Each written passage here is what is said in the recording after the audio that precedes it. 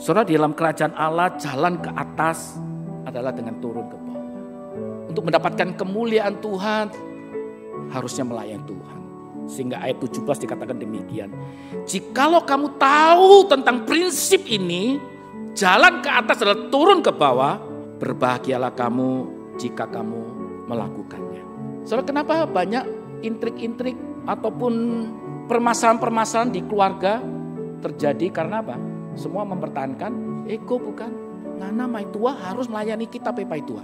Kita kalau berkata kepada istri kita, kamu karena istri sesuai firman Tuhan, tunduk pada saya. Lalu bilang, kalau kamu gak mengasihi aku, bagaimana aku bisa tunduk padamu? Berkelailah ego dengan ego. Coba kalau semuanya mulai dari saya. Mulai dari saya. Dan iblis seringkali apa? Korek-korek kita pe ego kan? Sabar. Sudah sabar, kita pe mai tua, kasih korek-korek lagi, tambah lagi. Atau kita mai tua sudah sabar, sudah mau melayani, suami bikin kita naik darah. Dan terjadilah kemudian hal-hal yang tidak diinginkan, bukan? Sampai kemudian maju ke ruang pengadilan bukan karena hal-hal yang sebenarnya sangat prinsip. Soalnya di dalam dunia yang penuh dengan flexing, semua orang sedang menampilkan siapa dirinya. Dan saya katakan tadi, di dalam dunia yang sedang menampilkan semua keaparaian kita. Saudara lihat perkelahian antara bukan Paris Hilton, Hotman Paris dengan si Rasman. Kita memang sengaja mau jatuhkan dia untuk dengan tunjuk tangan semua penuh dengan hiasan gemerlapan. Tunjukkan bahwa saya pengacara kaya. Ngapain? Gak usah tunjuk juga orang tahu bahwa kamu kaya raya kok. Soalnya dalam dunia yang seperti itu dengan semua pencapaian yang perlu kita pamerkan. Mudahkah seperti C.S. Lewis katakan, less yourself, abaikan dirimu. Wah, itu salib yang tidak mudah. Di dalam dunia sedang mementingkan ego kita yang lebih dulu. Maka menjadi hamba itu jauh daripada hal yang kita bisa dapatkan. Bapak Ibu yang dikasihi Tuhan Yesus, mari kita berjuang bersama-sama. Bergandengan tangan untuk mengurangi ego kita. Mengurangi untuk memikirkan aku lebih dahulu dalam hidup kita. Sehingga sekali lagi kemudian Tuhan Yesus berkata, mengertikah kamu apa yang aku perbuat? Saudara, mencuci kaki murid-murid sebagai seorang rabi bagi Yesus jauh lebih mudah daripada hal yang kedua. Dalam ayat 11 katakan, sebab ia tahu siapa yang akan menyerahkan dia. Dan ia berkata, tidak semua kamu bersih. Saudara, ketika kita bertemu dengan anggota keluarga kita atau anggota keluarga istri kita atau anggota keluarga dari suami kita atau papa mertua kita, mama mertua kita dan sebagainya. Lalu tahu mereka akan menjatuhkan kita, selalu mau melayani, selalu mau memberi diri. Tuhan Yesus berkata, mengertikah engkau bagaimana perasaanku? 3 tahun saya membimbing Yudas. Mendampingi dia beberapa kali, kasih clue-clue untuk supaya dia sadar, tahu diri. Tapi apa yang terjadi?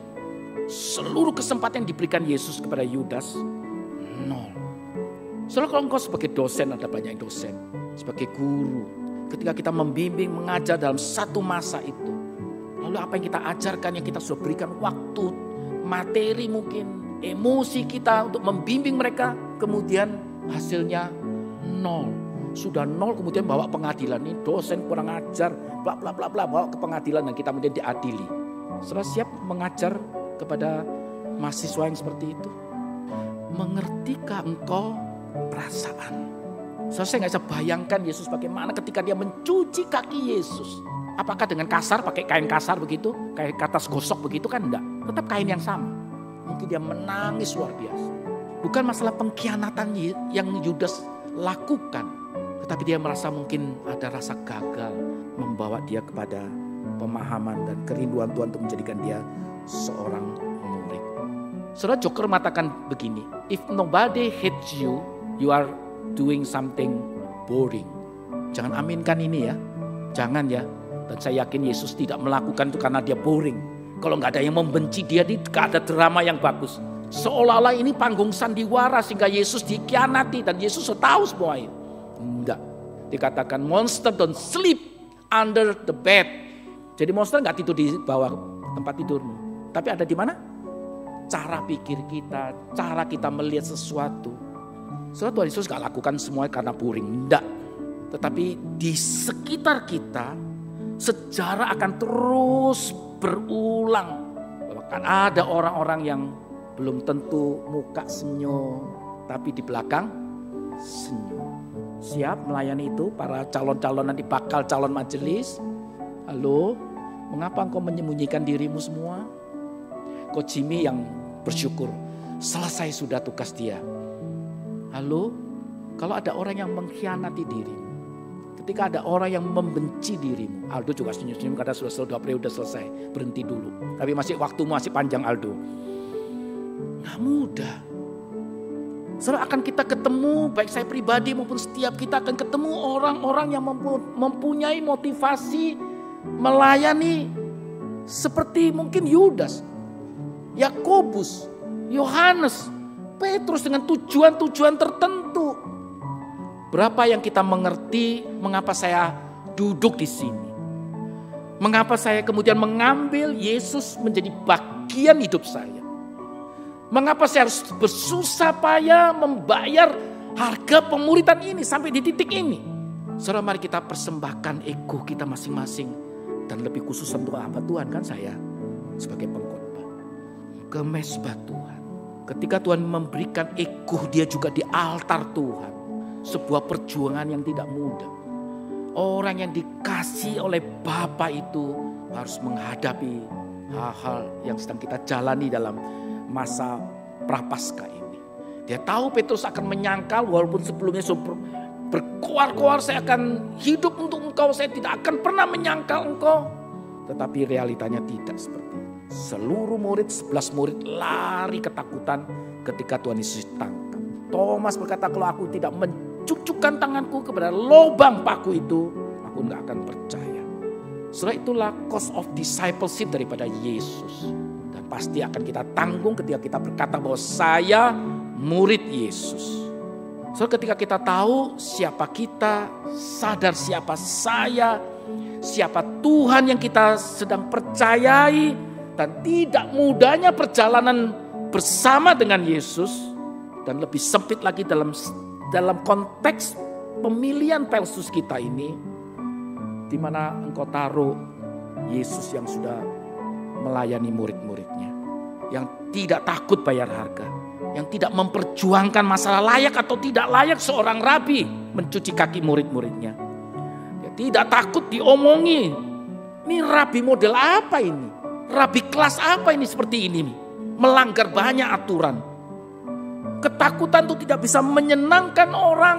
Dan jujur kita sebagai seorang pelayan Tuhan, Pelsus, kita tidak akan mungkin bisa melayani dan menyenangkan semua orang.